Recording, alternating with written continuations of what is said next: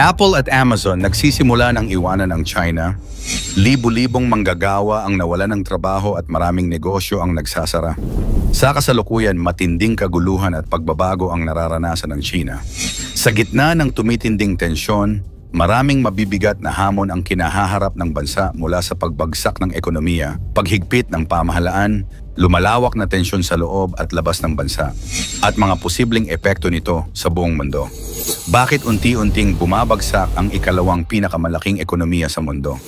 Bakit ngayon ay nababalot ito ng kaguluhan, kontrol, at pangamba? At sino na ang bagong factory of the world? Yan ang ating aalamin.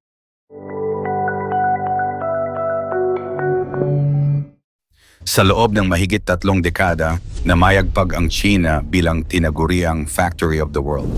Sa panahong iyon, daan-daang multinational companies ang bumuo ng kanilang mga planta at production hubs sa mga lungsod tulad ng Shenzhen, Guangzhou at Shanghai. Sa kanila, nagmumula ang malaking bahagi ng electronics, kasangkapan, kasuotan at iba pang produkto na ginagamit sa buong mundo. Subalit sa kasalukuyang dekada, unti-unti nang nabubuwag ang imaheng ito. Dumarami ang mga balita na di umano ang mga dambuhalang kumpanya tulad ng Apple, Amazon at Samsung ay nagsisimula ng iatras ang kanilang operasyon mula sa China.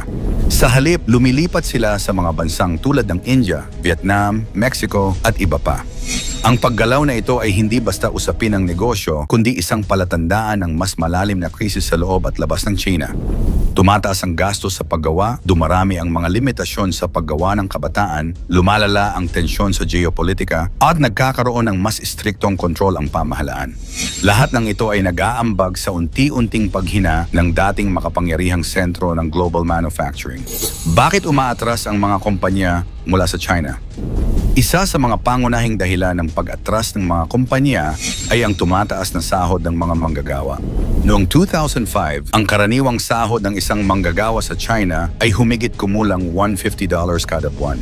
Sa kasalukuyan, pumapalo na ito sa $1,200 kada buwan, isang pagtaas na hindi naabot kaya para sa mga kumpanyang nais mapanatiling mababa ang gastos. Samantalang sa mga bansang gaya ng India at Vietnam, nananatiling nasa pagitan lamang ng $250 hanggang $300 ang buwan ng sahod ng manggagawa. Sa Bangladesh, mas mababa pa, umaabot lamang sa halos $150 kada buwan. Dahil dito, mas pinipili na ng mga kumpanyang multinational ang mga bansang may mas murang labor cost. Bukod sa sahod, isang mahalagang aspeto ay ang pagbabago sa hilig at oryentasyon ng kabataang Chino. Sa panahon ngayon, mas marami na sa kanila ang ayaw ng pumasok sa pabrika. Sa halip, mas pinipili nila ang mga trabaho sa teknolohiya, serbisyo, o mga industriyang mas magaan ang pisikal na trabaho ngunit mas mataas ang kita. Dahil dito, nagkakaroon ng labor shortage sa manufacturing sector. Napipilitan tuloy ang mga kumpanya na magtaas pa ng sahod o umangkat ng mga manggagawang galing probinsya, isang hakbang na lalo pang nagpapataas ng gastos sa operasyon. Hindi rin maaaring kalimutan ang epekto ng patuloy na umiinit na tensyon sa pagitan ng China at Estados Unidos. Mula pa noong 2018, naging sentro ng global trade war ang dalawang bansang ito. Nagpataw ng mataas na taripa ang US sa mga produktong galing China, umabot pa ito sa 245% sa ilang kategorya. Tumugon din ang China sa pamamagitan ng sarili nitong mga hakbang. Dahil dito, naging mas komplikado at mas mahal ang kalakalan sa pagitan ng dalawang pinakamalaking ekonomiya sa mundo. Nagkaroon ng kaguluhan sa supply chain, nagmahal ang mga produkto, at naging mas hindi tiyak ang hinaharap ng mga kumpanyang may malalim na connection sa Chinese manufacturing system. Saan lumilipat ang mga kumpanyang umaalpas sa China? Sa gitna ng mga krisis na ito, dumarami ang kumpanyang pinipiling isagawa ang tinatawag na China Plus One strategy. Sa halip na tuluyang iwanan ang China, pinipili nilang panatilihin ang bahagi ng kanilang operasyon doon habang sabay na nagpapalawak sa ibang bansa. Ang estratehiyang ito ay isang paraan upang mabawasan ang panganib at hindi gaanong maapektuhan sakaling may mangyaring krisis sa isa sa mga production hubs. Ang India ay lumilitaw bilang isa sa mga pangunahing benepisyaryo ng paglipat na ito. Malaki ang population nito, may mabilis na lumalaking middle class at aktibong isinusulong ng pamahalaan, ang mga pulisiya para akitin ang foreign investment. Sa kasalukuyan, halos 20% ng iPhone production ng Apple gaganap na sa India, isang malaking pag-angat mula sa halos 1% noong 2005. Katuwang nila rito ang mga kumpanyang Foxconn at Tata Group. Ang Samsung, Dell at iba pang electronics companies ay kasalukuyan ding naglalagay ng kanilang mga planta sa bansa. Ang Vietnam naman ay kilala sa pagiging agresibo pagdating sa electronics manufacturing. Sa Hanoi at Bac Ninh, naroroon ang mga malalaking pasilidad ng Samsung, Intel at LG. Sa larangan ng kasuotan, inilipat na rin ng Nike ang bahagi ng produksyon nito sa Vietnam upang mapanatili ang mababang gastos at masiguro ang tuloy-tuloy na supply. Sa kabilang dako, ang Mexico ay umaarangkada bilang alternatibong hub sa Latin America. Dahil sa pagiging malapit nito sa Estados Unidos at pagiging bahagi ng USMCA, mas madali at mas mabilis ang shipping ng produkto. Sa Monterrey, nagtatayo si Elon Musk ng bagong Tesla Gigafactory. Ang Foxconn naman ay lumalawak ang operasyon para sa mga electronic parts. Hindi rin nagpapahuli ang General Motors at Ford sa paglipat ng bahagi ng kanilang EV production sa Mexico. Sa Southeast Asia, lumalakas ang papel ng Thailand bilang hub para sa semiconductors, AI devices at consumer electronics. Naroroon na ngayon ang mga planta ng Sony, Sharp at Western Digital. Ang Bangladesh, sa kabilang banda, ay patuloy na lumalakas bilang pangalawang pinakamalaking exporter ng garments sa buong mundo. Dito na ngayon tumutungo ang mga global clothing brands tulad ng H&M at Zara para sa mas murang produksyon. Mga epekto sa ekonomiya ng China at sa pandaigdigang pamilihan. Hindi maikakaila na ang pag-alis ng mga kompaniyang ito ay may direktang epekto sa ekonomiya ng China.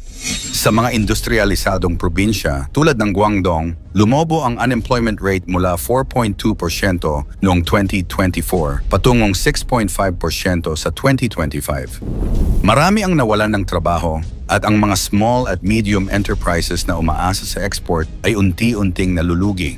Kasabay nito, bumagal ang pagtaas ng GDP ng China mula 6.3% pababa sa 4.8%. Hindi lang ito pang ekonomikong usapin, may mga implikasyon din ito sa sosyal na katatagan. Habang dumarami ang mga walang trabaho, lumalaki ang hindi pagkakasiya sa pamahalaan at lumalawak ang agwat sa pagitan ng mayayaman at mahihirap. Sa ilang lugar, nakikitaan na ng mga protesta at pag-aaklas mula sa mga manggagawa at estudyante. Sa pandaigdigang antas, ramdam din ng mga mamimili ang epekto ng krisis.